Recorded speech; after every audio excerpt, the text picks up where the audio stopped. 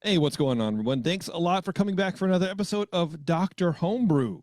We are back again with Dimitri, and if you don't know who Dimitri is, you've missed a show, and you should go back to the last show and listen to him. And instead of the amber ale, today we have a porter from him. So I'm excited about that. We're going to try that because I love a porter. That's my first love.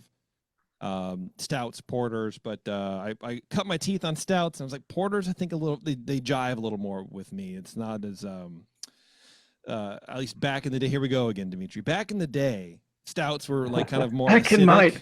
Yeah, they were like more ashy because they had that black patent in there or whatever. And people wised up and cut that shit out. But porters, I loved because it was like that. You still got that nice hit of malt, and it was easier drinking, and it's still just complex enough to be cool. So I'm excited to drink this. And then we're going to talk a little more about non-alcoholic beers because I think I have found my favorite non-alcoholic beer. I think I've figured it out finally. Wow. So we're going to talk about that.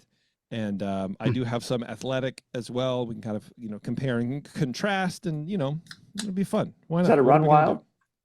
What's that? What is that one? A Run Wild? Upside Dawn. Oh, I don't have that. You can buy 12 packs at Target, which is where I am. I'm fancy like that. I'm shopping for beer at Target. Yeah. What are you gonna do? You know what I mean? Anyway, Dimitri, thanks for hanging on, everybody. Yeah. Thanks for hanging on, Dimitri. I just cracked your porter. I got no hiss. There's no foam. So I'm a That's little the one I interested bottled. in that. Uh-oh. It's a good thing. Weren't you saying in the last show that you were teaching him how to bottle? Yeah. It did come out. There's a little carbonation, so that's good. Listen to me. Here, let me listen to his. That had a little hiss. But I recapped it. This was the recapped one. Oh yeah. Oh, okay. Well, there you go. Actually, when I first opened it, it had a nice hiss. So yeah. Nice. It was decent. Yeah. Don't trust my bottling method. Dimitri, what are you on about with porters? Now, where are you? Are you again, are you just kind of going through the styles? You brewing it because it's fun, or do you like a good porter? Exactly. I was like, what the hell's a porter? I mean, can somebody tell me what the difference between stout and porter is? And then I just keep getting mixed answers, and what is it? I'm still confused. What do you think it is? I think it's just a less roasty stout. A less roasty stout. Yeah, I think a little less gravity. Lighter. I tend to agree. Yeah, Cooper. Yeah, well, I think that. So yeah, porters were kind of always the working man's beer back in the day. Most beers were brown early on, darker, and it's just the color they were. But I think of porters as definitely lighter, less roasty, less rich. But wasn't there something called a stout porter? Like it was like they back in the day. I didn't live in the early 1900s or whatever. A lot closer than Dimitri. Mid. But from what I understand, they didn't have a big difference between them either back then. It was just like a stout porter was like just a little stronger version of one, and they might have had to put more roast in it too to balance out the alcohol that was in it. Yeah, I could definitely see like any slight change in a recipe needs to have a different name. I could see that just from like a weird marketing branding kind of thing where it's like we need, how do we differentiate each other? Oh, I'll make, instead of 5%, it's 5.5%. Now it's a stout. No, here it is from the history and the guidelines. It says the style evolved from London porters, but Irish stout, that is. So the Irish took the London porters, made it fuller, creamier, gave it a more stout body and strength. Typical Irish thing to do. Guinness began brewing only porters and in 1799, and a stouter kind of porter around 1810. So it diverged from that style in the late 1800s and used more emphasis on darker malts and roast barley. Guinness started using flaked barley, but that didn't happen until after World War II. So this is like fairly recent in beer history. Like we're living when IPAs proliferated, everything went crazy on that front. Like our grandfathers lived during the time when this was happening. It's not that long ago.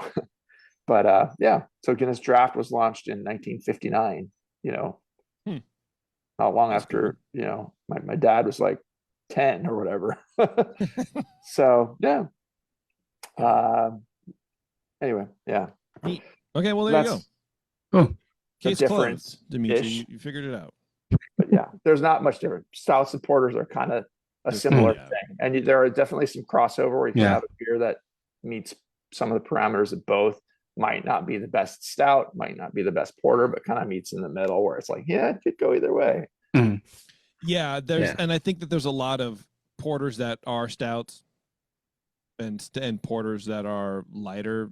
I don't know. You know what I mean? It's like, again, I think a porter is a hard. I think it's more style feeling. to land. It is more feeling. Yes, it's vibes. We make beer with vibes. It's vibes. Yeah. It really That's what is it's all because about. like the porters definitely they hit a middle ground and like you can go one way or the other and it's not what it is. It changes. Yeah. So it's definitely a complicated thing to do. But Cooper, you want to start us off? And, and hit who this knows up? what they all tasted like back in the 1800s. They were all a little sour, a little smoky, probably, and a little smoky. Well, yeah, that's what we were talking with Matthias from Schlinkerla, where he was like, yeah, basically all malts, all beers were smoked because they fired the malt over wood. That's how you made. That's how you made. Yeah, it's just what it is, man. And they were cloudy and tangy and not probably very good. Wanted to drink them fresh. Yeah. And I heard that's why like the original like Steins, I mean, where you couldn't see the beer because it was kind of ugly. Murky. I don't know if that had to do with anything. Probably. I mean, I wouldn't doubt it. Yeah. We get so snobby as beer judges. I must drink my beer out of a clear glass. Mm-hmm. That's what we were talking about in the last show, or like you sort of diverge into this, like you're that guy that everyone makes fun of. Yeah. But now it's. I told my friends like, sorry. Go ahead. No, go ahead. I told my friends, damn, I don't remember the last time I drank beer out of a bottle. I know we're kind of like used to just pouring it in glass. Yeah, but it's kind of nostalgic to drink it out of a bottle. It's like its own experience. Yeah, it is just the way you hold it. It's very much like ripping ciggies, like smoking cigarettes. You know, it's like if you ever smoked and then you stop, you kind of get nostalgic for like. It's not that I want to smoke, but it's I want to hold something. It's for vibes. Yeah, it's for vibes, man. Yeah. Look, sometimes you got to go back to your roots and just shotgun a natty light. But then I'm the guy that will go to the bar, like you order the $7 or $8 beer and it's a nice beer. And they just hand you the can or the bottle. And it's like, I want to be able to smell this beer. So like, could you give me a glass? Cause I need, I just please give me a glass. That's all right, man. I paid $8 for all these hops in this beer, anyway. Catch me never doing that, by the way. Yeah. $8 for beers. Hell no. Okay, the beer had a nice hit-spun opening, like I said, appropriate fill level. We judge this as a 20A American porter. It has a rich, roasty quality up front in the nose, coffee, dark chocolate like, but not ashy in the nose. It has a touch of fruity ester noted alongside. No DMS or diacetyl, no obvious oxidation. It seems pretty clean. The hops are very low, the earthy, citrusy note. So it's a little rich overall for sure. And the appearance-wise, it's quite dark brown, almost black. It seems clear at the corners. You can just barely see through the very bottom edges of the glass, and when you tilt it. Has a collar, a low tan head that faded fairly quickly, ending in a collar of fine bubbles. And the flavor, this thing is richly roasty. It's bordering on stout-like, if not into stout-like. Medium-high bitter aspect, but not from hops. It's a malt component instead. Balance definitely to the malt. Has a clean ale fermentation, which is nice. The finish is quite dry. That also lets that the more roasted flavors kind of stick on your tongue and shine through and stay late into the late aftertaste and the late palate. I'd say it stops short of like burnt, but it's still a bit too roasty and acidic for what I want in a 20A American porter. that roast just lingers really strongly into the aftertaste. Mouthfeel wise, it's a medium bodied beer with medium low carbonation. I'm not getting any warmth really. It's not creamy. I think that's partly just because of all the dark malt in there. It's I feel like it gives it a slight astringency from the husky, the burnt dark grains give an edge that feels a little puckering or a little like tea like or grape skin like in the feel from the dark malt husks. But otherwise it is somewhat smooth in a way too. It's not too biting or harsh. I wouldn't really call it harsh. It's actually just a little more intense than I expect in the porter for the mouthfeel and the flavor. But overall, this is a well-brewed American porter. Just leans a little bit too strongly to the stout-like side of things. You probably enter this as a stout. I don't know that it would do, like an American stout, but I don't know that would do great there either. The dryness is nice. It's well attenuated and fairly well crafted. The clean fermentation is nice. And in some ways the balance works in that it's just a lot of roast, no hops, very dry, lingers on the palate. I just wouldn't say it doesn't, it's a very, very, very robust porter. They used to call American porter like robust porter with the style in the old guidelines. That's what the American one was called. The beer tastes fairly fresh. And it's not quite all the way to just stout, but I don't know. It's a little off style for sure. I still put it in the very good category just because there's a lot of things to like about it. So I landed at a 35.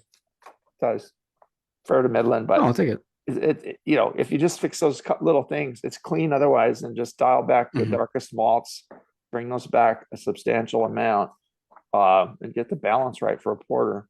It's a really enjoyable beer.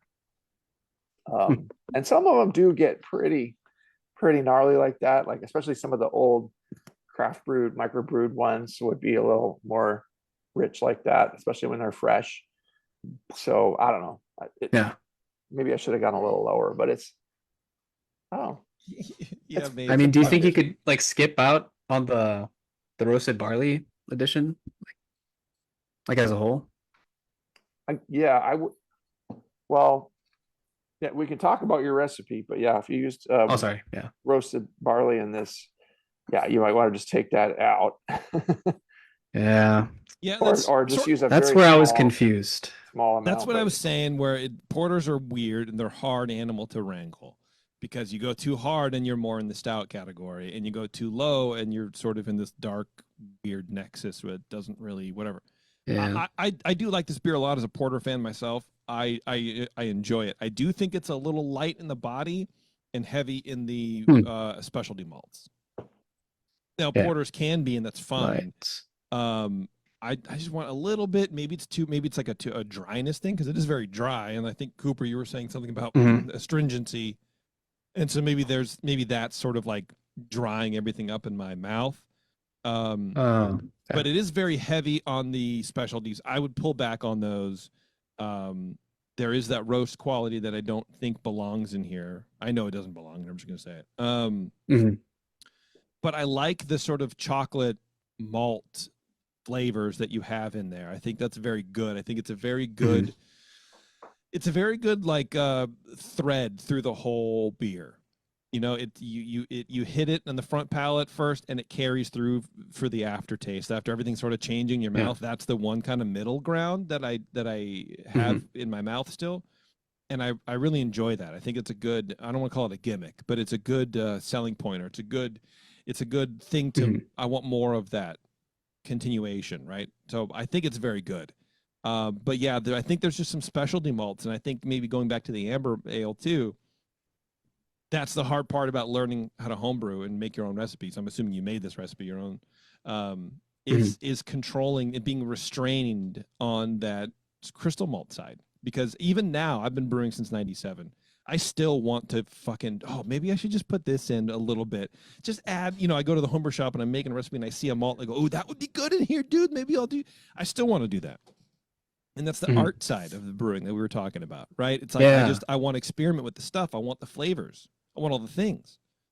But if you want to brew to the styles, you got to learn the differences. And this is a good way to do it. Just brewing all the styles. Yeah. Let's brew the thing. Yeah. I do get a little hotness. It's a little hot sitting here in the throat, but it's also been, you know, warm for an hour. So who knows? I could see that.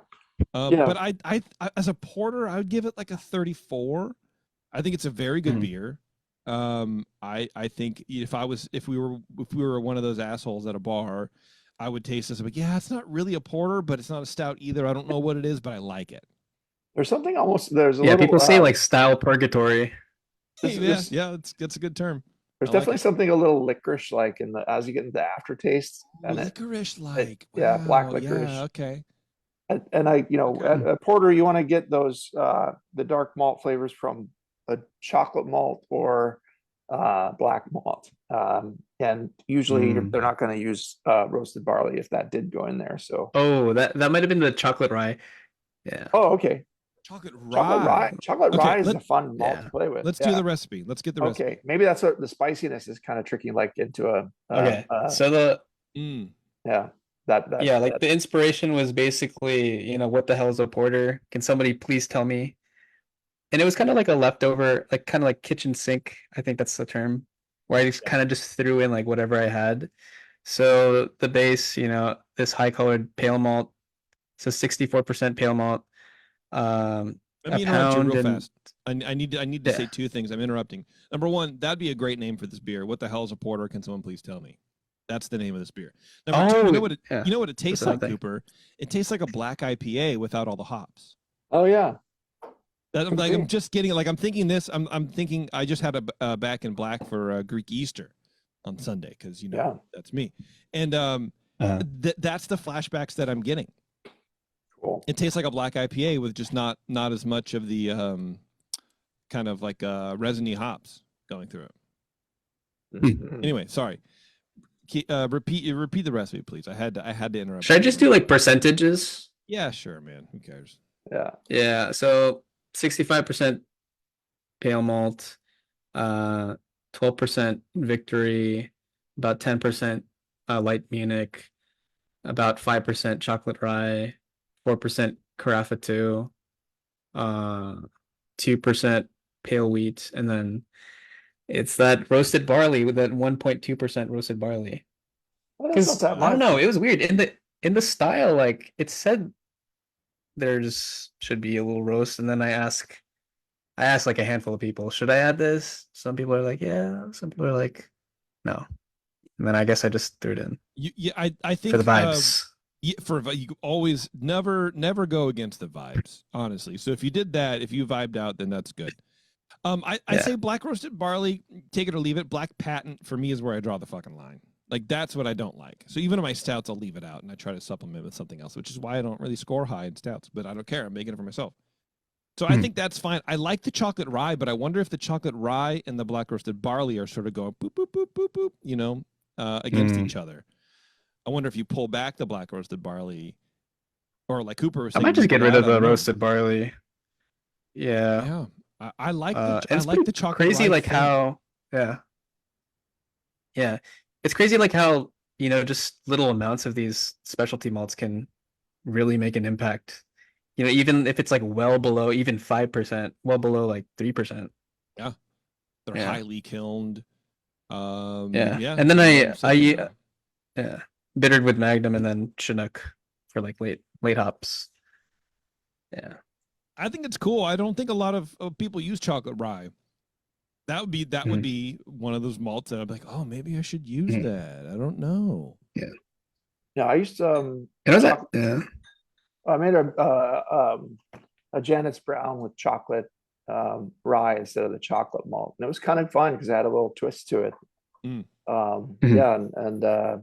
shared some at a really homebrew con, what they used to call NHC long ago. I shared some with Tasty and Mitch Steele from Stone was there. And it was like, well, why'd you use chocolate rye? It's okay, but Because it was there. I don't know. it's what I had. I got a Yeah. bag of it. Yeah, I was Yeah, experimenting. it was Smelling. there. It was the vibes. Yeah. That's right. Yeah, I was really vibing. Like the first time I had the chocolate rye was in I was over in Paso Robles, and I got to try the Wookie Jack Mm-hmm. Black IPA, Yeah, Firestone. and that Yeah, was yeah, that was fun, super fun. yeah. That's It's a a good beer, great, man. great beer. Yeah. Then Yeah. this reminds me a little bit of that. That's a black IPA. That's like kind of along those lines. Yeah, I like it. And I wonder if like the kind of roastiness, maybe the spiciness from the rye, which I'm not even really sold on that happens, but I wonder if that's like sort of replicating some of those hops. So it maybe feels like a lighter black IPA or whatever. But yeah, I liked it. I think it was great. What yeast did you use for this? I'm glad you asked. I was pretty lazy with this brew too. I kind of just threw it on the yeast cake of the cream ale that you just had, Brian. Okay. So USO5. It was clean and enough to get it going good. I mean, that's exactly what you would do, you know? So going to Brian Shar's scores that he passed to me the night we judged these. So I gave this one a 35 and he had given it a 31. And his comment was far too roasty for porter, almost burned / ashy. So that was his comment on that. But it's valid. They're both mid-30s, no obvious flaws or issues really. Just a little off balance or off style stuff a bit.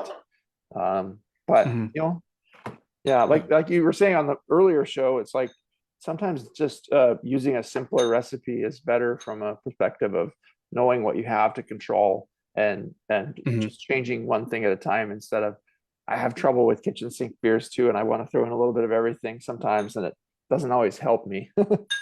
It rarely does. It rarely will help you. Absolutely. Muddles things, you know. Yeah. I think this recipe was like the epitome of vibes. Just like, oh yeah, this sounds good. I think this will contribute this, and that's the whole like artistic thing you were just talking about. Yeah. Well, and fun so about brewing. How far off the mark do you think you were with what you thought would happen versus what did happen? Like when you're building it, you go, "Oh yeah, I think this will contribute this or whatever." But now that you tasted it, what have you learned? What have you learned from this experience?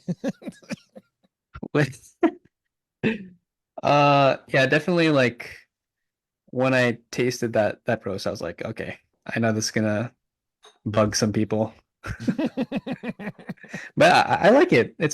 I think it's pretty drinkable, and I kind of like the creaminess that it has. Yeah, it's super drinkable. Yeah. It is definitely not undrinkable. And you know, like we were saying about how far down the kind of beer snob road do you go? That's the trick when you're judging, right? Especially doing on this show where it's like, well, we're not. Yeah, it's how hard are you going to be on a beer or not?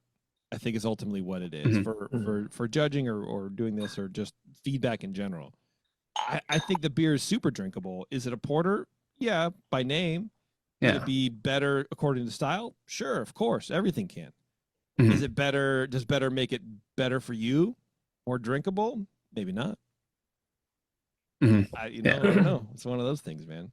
So I'm digging into his 18B American Pale Ale now too, and just sipping a little bit of that. There's something interesting in the nose, and at first I was mixing it in the cup that had the stout or the porter. Sorry. Yeah. That's always it's always a good combo. And get that out of there. But I was like, there's something a little odd in here. It's almost like an oniony quality from the hops that I'm getting. Yep. It's so interesting. Yep. What do you think it is? Did you use like It's Columbus or Columbus CTZ Columbus hops? No, yeah. So I did I wanted to do like a 4 hop ounces study of too. shallots. So yeah, shallots. No, it's Mosaic. Oh, okay. Well, that's one of my favorite. And this kind of it taught me a lot. This beer, I brought it to my my meeting I think last month, and I put like notes of like onion and like armpit because that's what it smelled like. But you know, I think as it's been sitting in the keg, that kind of sort of like off gassed, which kind of like reveals like that goodness from Mosaic. Sometimes, you know, garlic, onion can be reasonable when mixed with other like citrusy, resiny qualities, or Yeah. a little more firm bitterness. Sometimes it can just be like, oh, this is a dank beer, or so, it like comes across like that. Yeah. But this one, it's Uh-huh. got a little onion and a little in the background, like some grassiness. It's an interesting beer for sure. Nice. Sounds good. Yeah. But it's the body is right, the color is right for American Pale Ale. It's not there's no really malts getting in the way of the hops too much, but it's just not quite hoppy enough, I don't think, for the style. But Yeah. pretty smoothly drinkable otherwise. So nice beer. Mhm. Sounds great. Yeah. And then there was a Mhm. sour Good you said job. you wanted me Cool. to try too. Is that it's Yeah. There's one that says Oh wait, hopefully it doesn't blow up. 34B29A. I don't know what that. If it's ticking, Yeah, I advise you to be a little careful. Okay. Yeah, you got 1 minute, Cooper, and we're gonna take a break. Okay. I'm just Take a gonna go chug, for it. chug. Yeah, do it, baby. I think it might. Oh, just a light little hiss. Oh, Okay. There you go. You got it. I love the You got her appreciate open. the Hooray. keys jangling right into the microphone. That felt good. No problem. Yeah. Let me do that some more. for you. ASMR. Yeah, please do. Ooh, this has got some color. Oh, okay. So you said this was a kettle sour? Yep. It's a nice pink color with a pink head. Kind of a ruby red body and a little haze, a fairly moderate haze to it. hmm But it's got a fairly bright tartness to it. It's not subtle at all, but it's not overpoweringly sour either. Comes across a little fruity and like herbal tea, like, or like fruit tea kind of thing. Is there fruit in the beer? Is there a raspberry or something here? Yeah, mixed berries. So like raspberry, Okay. blueberry. Yeah. blackberry.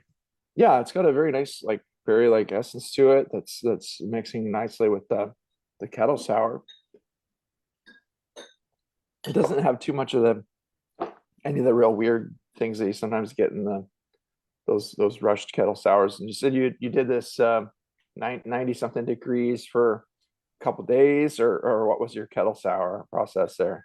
Yeah, to sour it, I pitched Good Billy like 90 Fahrenheit for 48 hours. Cool. That does the trick. And did you monitor the pH, or do you not have that? Yeah, it hit like 3.4, 3.5. Yeah. Did you acidify first to get it to like 4 and then go from there, or did you just go all the way with the bugs? Yeah, I Yep. Like put a little bit of lactic just to help it out. Yeah. Yeah, it helps. Yeah, get it that acidic Mhm. base to start, but not have it all be from that. So yeah, that's a very yeah. common way to do it. So yeah, it sounds like you know what you're doing with this. This is a very approachable beer. Like if you had somebody here, I don't like beer. Oh, we'll try this one. It's just like it's a Yes, pretty, that was okay. that was the inspiration. Oh, I only like seltzers. So yeah, do you have a berry seltzer? Yeah. Oh, well, actually, here, try this. It's a berry kettle sour. Oh yeah, it's quite. Yeah, that's I'll have what she's having. All right. Right. I think my minute's up. So your minute's up. Yeah, for sure. All right, we're gonna take a quick break. We're gonna come back and talk some non-alcoholic beers. But Dimitri, thanks, man. I appreciate you hanging in there and sending us some beer. It was a good time. Let us know when you want to come back, man. Yeah, thanks for having me.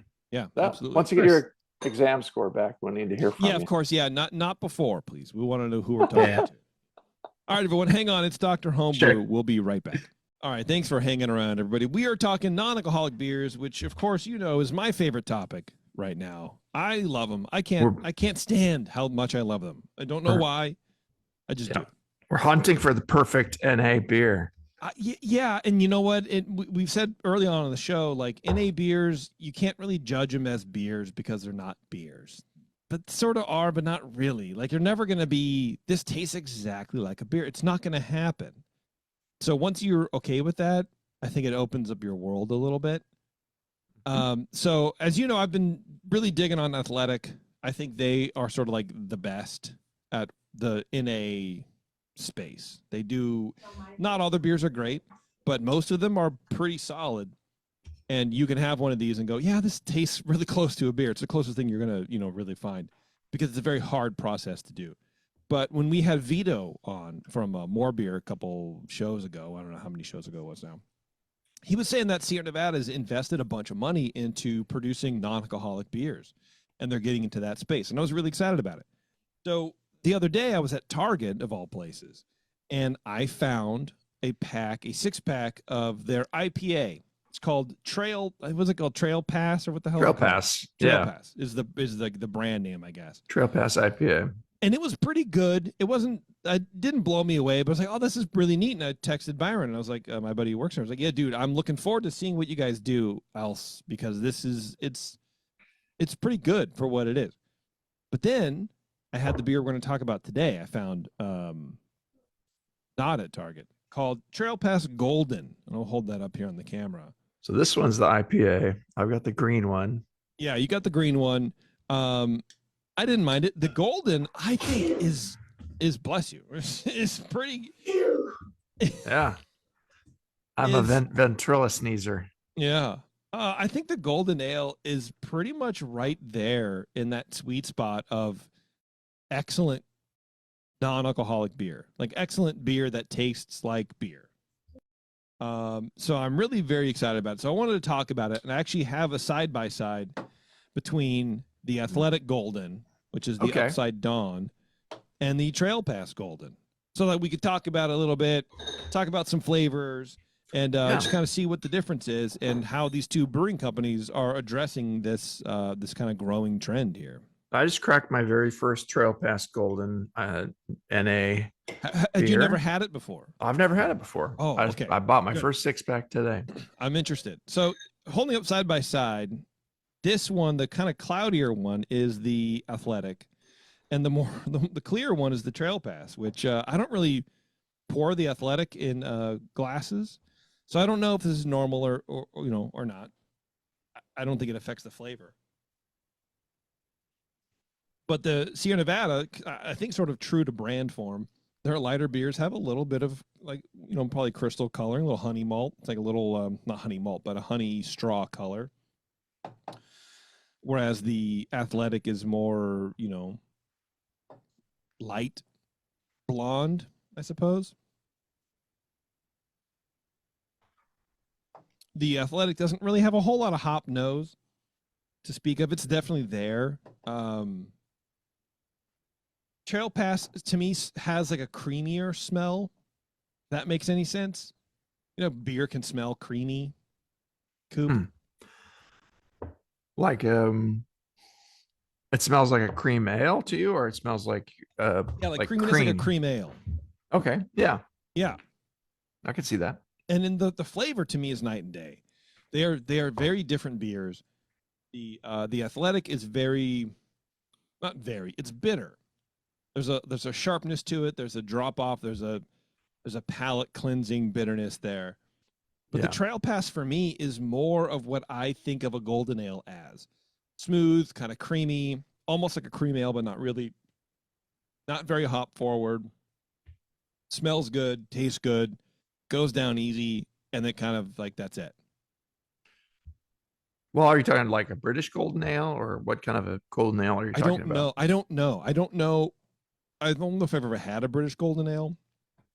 For me, a golden ale is like a blonde, almost like yes, like a blonde. Absolutely, yeah. Like I would even go so far as to say like the early sort of blondes, or like 2000s, early 2000s, where it was like, maybe this is a little too honey malt, or a little too, not that this has honey malt in it, but it's that those blonde ales used to be kind of creamy, and I feel like everything is dried out recently.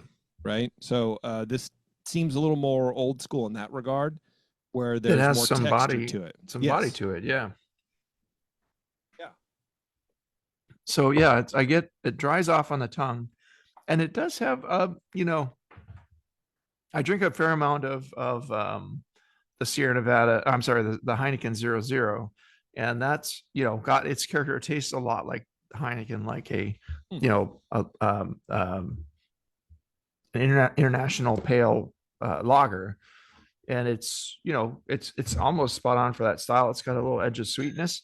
This is more like dry and almost seltzery in a way, and it's got more bitterness and more hop definitely than the Heineken. If I'm thinking of a comparison to that, and it's got a mineral quality too, also that seems to accent the bitterness in a good way, not like harsh, but just enough to make it have an edge, which is something that's kind of nice. It's not like a pale ale kind of bitterness, but it's just enough, like a blonde ale bitterness, to just have enough balance your malt that's there, but give it a little edge to let other things play off of, and very dry. So, the flavors, if there were any off flavors in this, they wouldn't have anywhere to hide, because it's so dry and light that it would overpower. But obviously they know how to brew a clean beer and then turn it into a non-alcoholic. So yeah, this is a really fun beer.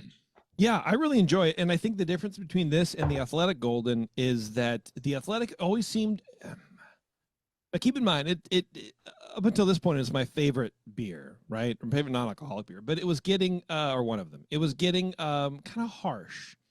Mm-hmm. And it's one of those things you kind of have to overlook, where you're like, I know this doesn't, it's like a shirt that doesn't fit right, but you really like it. You're like, okay, it's a little tight, but I enjoy wearing this kind of wear.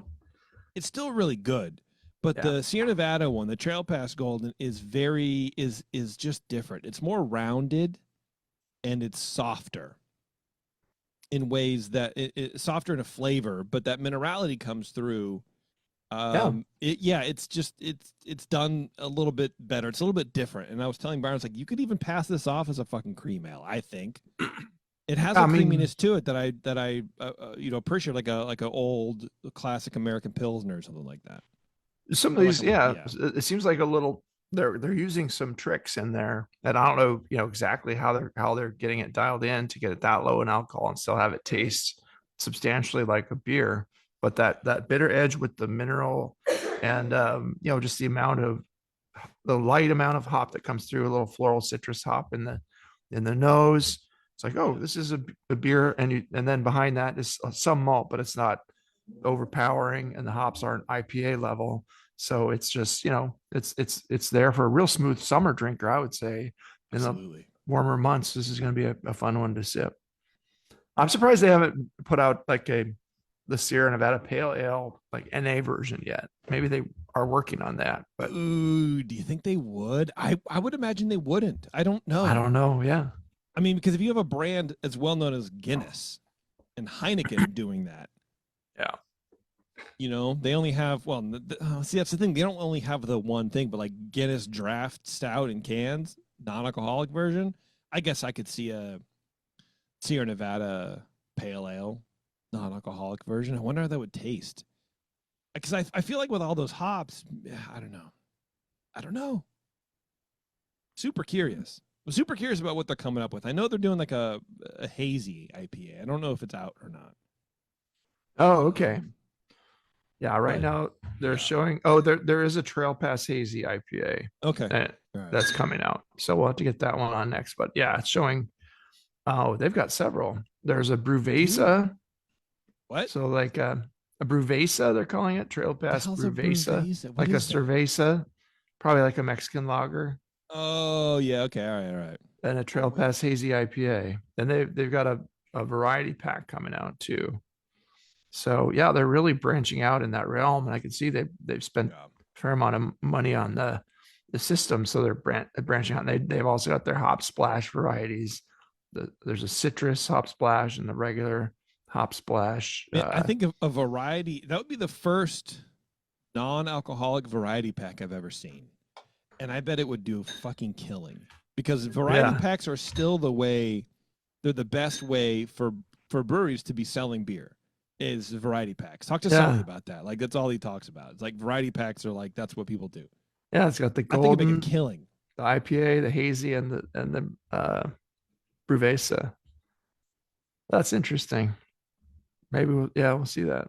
Oh, that'd be golden. Great. Yeah. Oh man, cool. we're gonna stretch this thing out forever. But yeah, anyway, I'm glad you picked some up. I want to talk about it because it's super interesting in the space, and I love what non-alcoholic is doing. I've been buying the Trail Pass. Sierra Nevada would do it, and it was interesting. Because I texted you and Char the picture, and you're like, oh yeah, I like that one. It's like, you've seen this? Yeah. It's new to me. The the Trail Pass IPA I saw first, and since I like IPAs, I bought some of that, and it was pretty fresh, and it did have a nice flavor. But any of these, as they age, the hops are gonna die back, and if we find one that's been sitting on the shelf for 6 months to 8 months, it's not gonna taste as fresh as a nice IPA. It's like Do you think it's even more sensitive to date coding than like quote unquote regular beer? On some of the sub brands, I would say for sure, but with Sierra Nevada, I'm sure they control the oxygen and everything else so carefully that it probably is less of a factor, but I don't know. Yeah. Well, I mean, just from like the hop perspective and stuff like that, and there's no alcohol, so I wonder the shelf stability if it's like still a 6-month thing. Yeah, Sierra Nevada is definitely very, very big on quality control and controlling everything up to delivery. But at that point, it's out of your hands, right? So I think out of their hands. The Golden is probably going to hold up better than the IPA on a shelf for 6 months because it doesn't have as much hop that it has to hold up, and it's not going to get super stale. The hops aren't going to be old tasting, and so much. It's just going to be there. But the Heineken 00s, those can age for a pretty long time.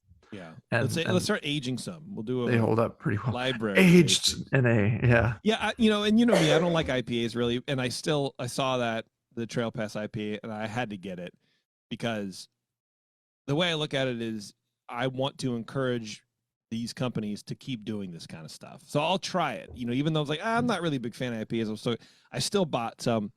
My wife liked it a lot more than I did, but I thought it was still fine. For me, it tasted more like a West Coast pale, where it's like lighter. There's I felt like no crystal, maybe a little bit overly bitter. But I don't know. I felt like the hops, the bitterness in the body didn't match for me. Right. Well, for me, the NA IPA from Lagunitas, this fills a space that wasn't filling for me because you get that, and that one has more of a rich maltiness to it, not super rich, but it's more of a reddish amber. I can't remember necessarily, but yeah. And it's got a fair amount of hop, but it's it doesn't have the same. I think they're working with the minerals in a way in this and accenting the hop bitterness, and there's still the hop aroma is there on top of that, and it's playing more like I expect, kind of from a classic IPA perspective, beer to be in a little fresher hop aroma. But both of them have their own pluses and minuses, and some of the athletic stuff is great when it's fresh. Doesn't age well, but neither does any really. Athletic is top notch. It's definitely not a knock on them. But Trail Pass Golden is sort of my new go-to. I don't know. I like it a lot. It's very good. Yeah, I'm excited to try their hazy and the other one too. So we'll see where they go too. Yeah. Let's take a quick break and we'll come right back and wrap up. So hang on, I want to Dr. Homebrew. We'll be right back. All right, thanks for sticking around. We're going to wrap things up here. I appreciate you guys hanging on. Thanks to Dimitri for coming on and talking to us about his beers and his journey from neophyte to home brewer, which I don't know if that's an upgrade or a downgrade, but in a fairly short time from home brewer to becoming a beer judge too. So, yeah, absolutely. Cool. What a sucker that guy is, right? If you want to get on the show, if you want to show us how big of a sucker you have, wait, what? Email Brian at thebrewingnetwork.com and we'll get you on the show. I can't make a promise that Brian Shar will or not be here, but we'll try either way.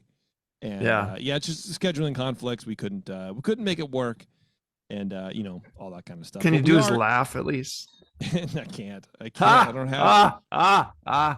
But if you are listening live for some reason, we are gonna. Excuse me. This is kind of like a makeup show from last week, so we are going to have another episode, couple episodes in a couple of weeks, I believe. It's all California Common, right? Is that what that is? Yeah, Cal Commons from the Inland Empire Brewers. Yeah, I think it's going to be a fun project for sure. Yeah, that'll be fun. That'll be a good time. Anyway, until then, everyone, we'll see you later.